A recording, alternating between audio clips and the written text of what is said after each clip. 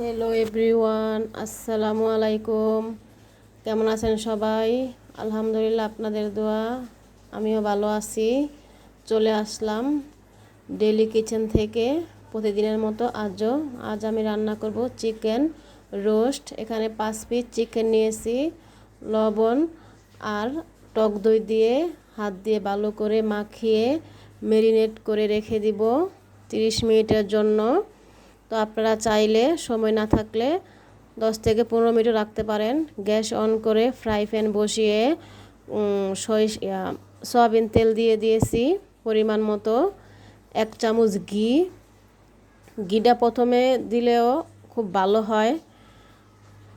Half cup পেঁয়াজ কুচি দিয়ে নেড়ে চেড়ে দিব।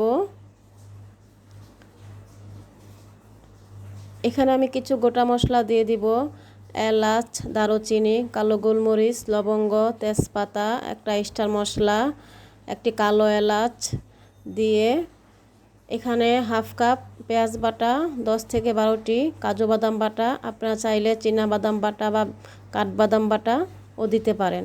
ভালো করে ভেজে নিব, কাঁচা গন্ধ যেন না থাকে।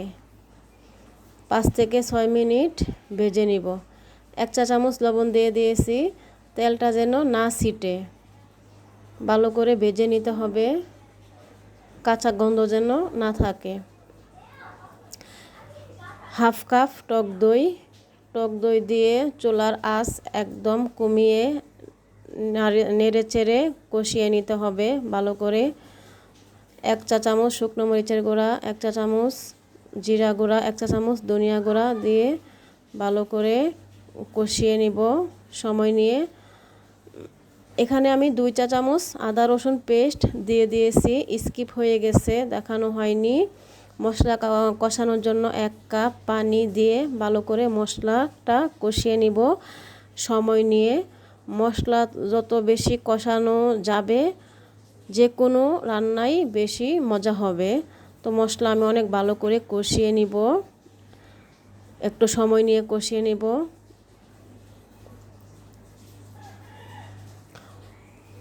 তেল উপরে উঠে গেছে, দেখতে পাচ্ছেন খুব সুন্দরভাবে মশলাটা কষানো হয়ে গেছে।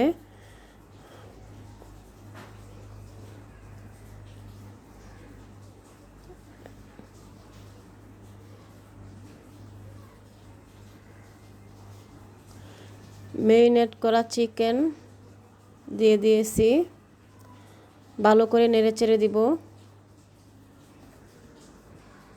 ভালো করে নেড়ে চেড়ে দিব, মশলার সাথে ভালো করে নেড়ে চেড়ে মিশিয়ে নিব।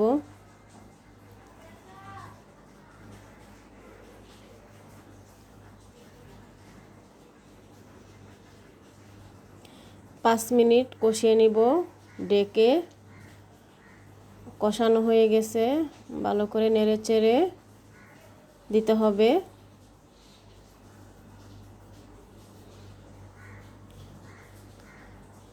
চিকেন রোস্টটা খুবই মজার ছিল, ব্রয়লার মুরগি হইলেও। এখানে আমি হাফ লিটারের বেশি দুধ নিয়েছি। আমি পুরা রোস্টটা রান্না করব দুধ দিয়ে, কোনো পানি ইউজ করব না। আপনারা চাইলে পানিও ইউজ করতে পারেন, তো আমি পানি ইউজ করব না। পুরাটা দুধই আমি দিয়ে দিয়েছি, হাফ লিটারের বেশি ছিল এখানে দুধ। ডেকে রান্না করব 10 থেকে 15 মিনিট। এখানে কিছু বেরেস্তা দিয়ে দিয়েছি, নেড়ে চেড়ে মিশিয়ে দিব। মাঝে মধ্যে নেড়ে চেড়ে দিতে হবে, তলায় যেন না লেগে যায়। পানি অনেকটাই শুকিয়ে গিয়েছে।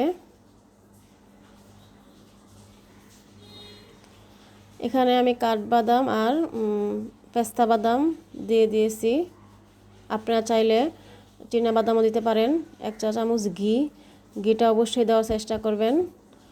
এখানে 1 চা চামচ কেওড়া জল। ঘি দিলে স্বাদটাই অনেক বেড়ে যায়। আরও 5 থেকে 6 মিনিট রান্না করে নিব।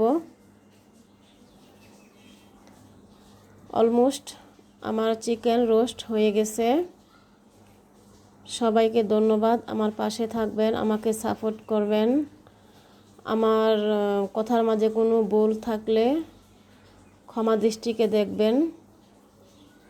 রান্নাটা কত সুন্দর হয়েছে দেখুন, কালারটা খুবই সুন্দর হয়েছে, খেতেও খুব অসাধারণ মজার ছিল। আমার তো খুবই এখনও আবার খেতে ইচ্ছে করতেছে, এতটাই মজার ছিল। এখন সার্ভ করে দেখাবো।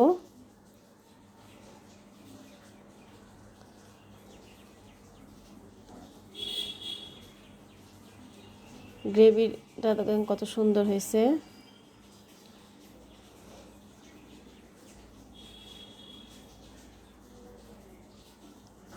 কিছু গার্নিশের জন্য পেঁয়াজ বেরেস্তা উপরে দিব। সবাইকে ধন্যবাদ। আসসালামু আলাইকুম, ভালো থাকবেন।